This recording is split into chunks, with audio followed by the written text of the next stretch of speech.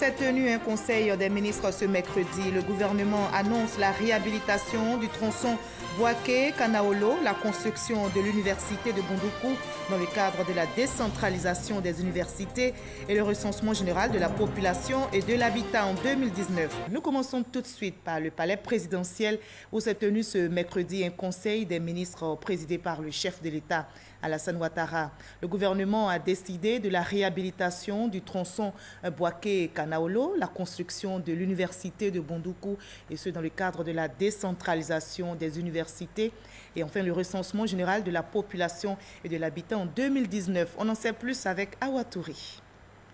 Le gouvernement poursuit sa politique de décentralisation au niveau de l'enseignement supérieur.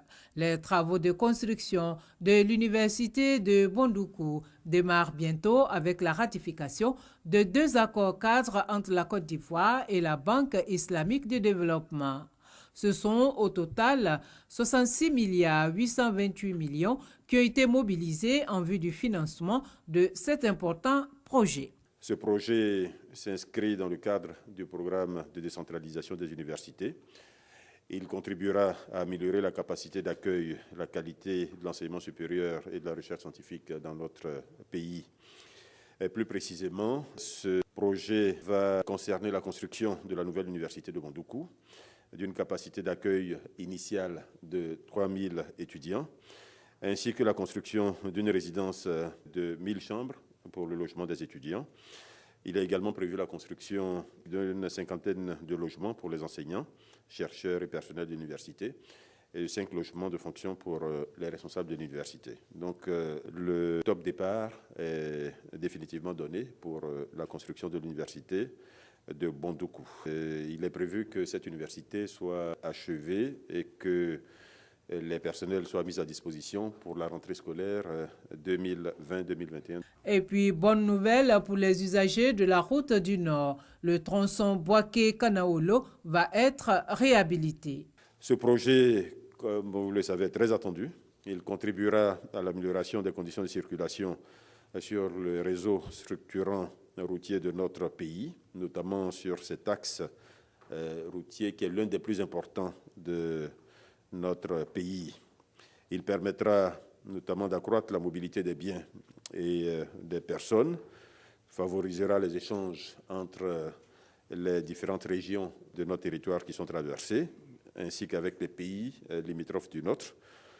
Il consistera en la réhabilitation de cette route Bouaké-Ferké, longue de 220 km, et il permettra également le renforcement de certaines voies importantes dans les villes traversées par cette route. Il permettra enfin d'effectuer des interventions prioritaires d'entretien routier prévues sur d'autres parties du réseau revêtu de notre pays.